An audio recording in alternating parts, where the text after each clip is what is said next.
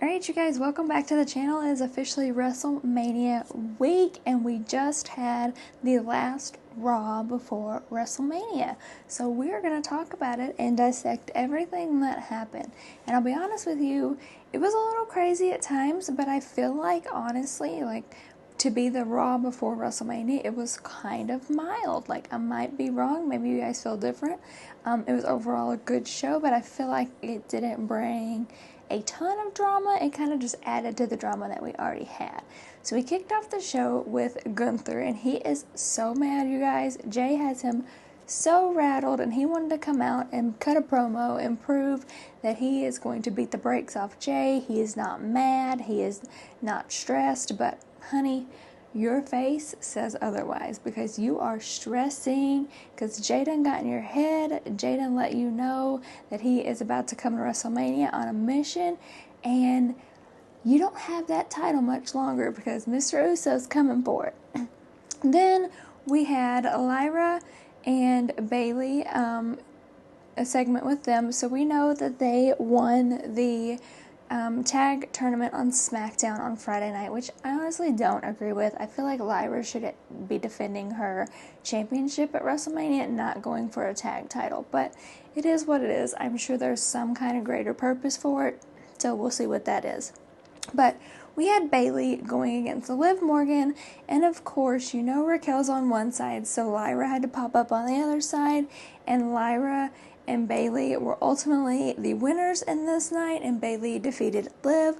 But that means that they're not going to win at WrestleMania, because if I know anything about WWE, I know that when one person wins a match before the main event or the pay-per-view, they're not more than likely going to win the pay-per-view. It always happens that way, to where, if they touch the title or if they defeat their opponent or anything like that, they ultimately lose. So they're definitely taking that L at WrestleMania, and I think that's going to cause a little tension and rift between Bailey and Lyra, and I ultimately think that is where the storyline's going, is a feud between the two of them, Bailey turning on Lyra and coming after that title. Then we had Rey Mysterio versus Julius Creed, and all I have to say is Julius Creed did so good in this match as a solos competitor that we need to see more of him. But I am not really invested too much in this Rey versus El Grande Americano storyline. I don't know. I want Chad Gable to have a big storyline, but I don't feel like this is it. I'm just not invested.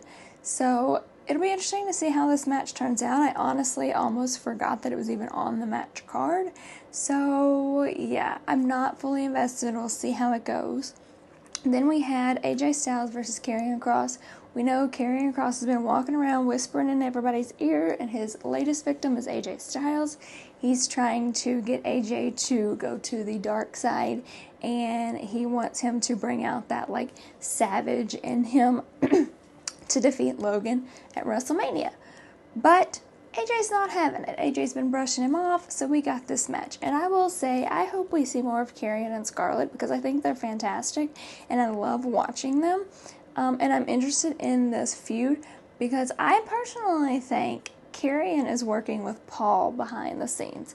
I think he's trying to get into AJ's head for the greater purpose of Logan Paul, because if you noticed last night, there was a couple of times when AJ were fighting off not only Paul, but also Kross. And if Kross is trying to help you, per se, why is he hurting you? So I personally think that Kross and Paul are working together, and we know Logan will do anything for a win. He will do anything for a win. So teaming up with Kross would not be any kind of blink of an eye for him. He would do it in a heartbeat. So I'm interested to see if Karrion shows up between the match with Logan and AJ on WrestleMania. But I have a feeling he's going to be there. And then Mr. Uso himself came out and decided, well, Gunther, if you're going to cut your promo, I'm going to cut mine. And basically, he just put Gunther on notice and said, I'm not worried about you. I know what I'm about to do at WrestleMania on Saturday, so I don't need to stress about you. I'm going to party with my fans.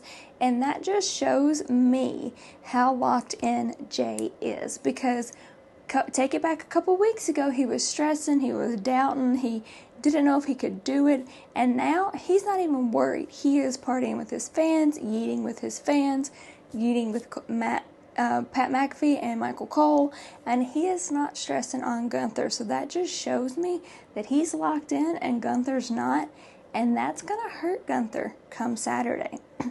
Then the IC match is going to be wild. We have Judgment Day drama, we have Judgment Day and Braun drama, we have Penta and Judgment Day drama.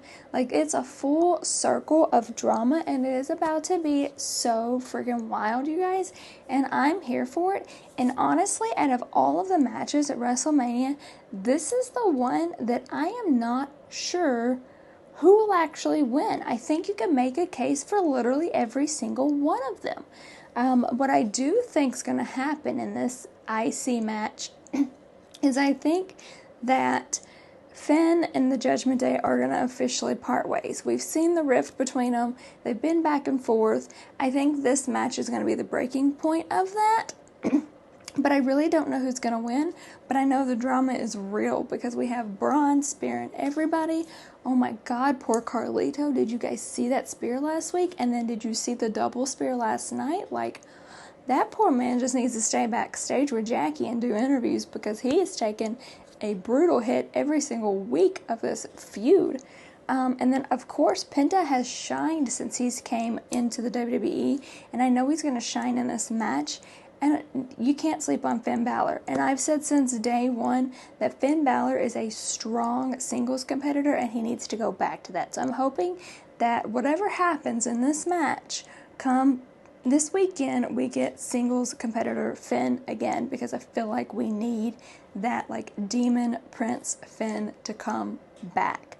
And then we have the custody of Paul Heyman feud. We know that Paul chose to be with Punk at WrestleMania because he owed him a favor. Then we know that Seth Rollins came last week and caused chaos and did not stomp Punk or Paul, and then Paul now owes Seth a favor. So poor Paul Heyman, like, he's stressing, he don't know what to do. The Tribal Chief's mad at him. Every time the Tribal Chief pulls up, you know, Punk and him are like cuckoo and ha-ha, and so it's not looking good for my man Paul Heyman, and it's not looking good for the duo of Paul Heyman and Roman Reigns. But what I will say is that this aspect of Paul Heyman has added so much more into this match that it is going to be so interesting to see where it goes. Because we already had the hatred. You know, Roman hates Seth for the Shield breakup, which WWE, you did not have to have Seth hit Roman with a chair like that last night, because that just took me back. And it made me sad, and now I need therapy because you just really brought up all that trauma, and I'm mad about it.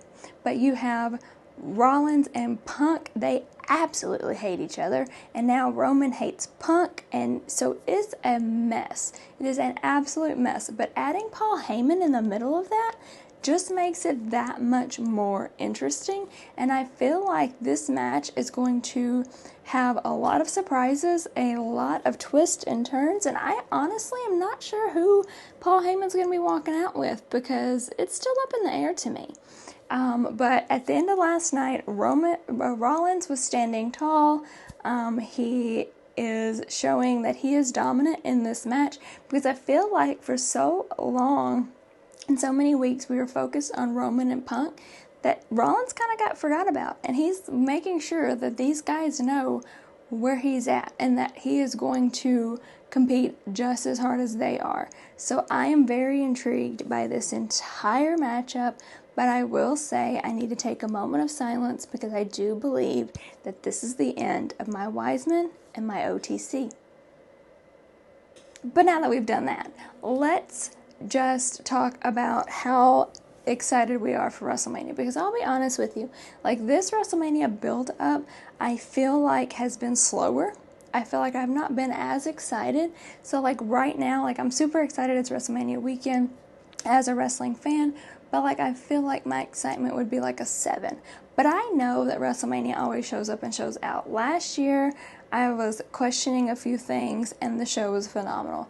This year, we're in Vegas, so you know they're going to do some big things, and you know it's going to be phenomenal as well. So while the build-up has been slow, I still expect a jaw-dropping weekend, and I'm ready for it.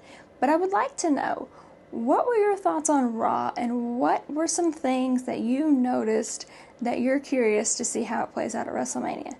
Let me know, and always subscribe to the channel, like videos, comment, follow me on all socials.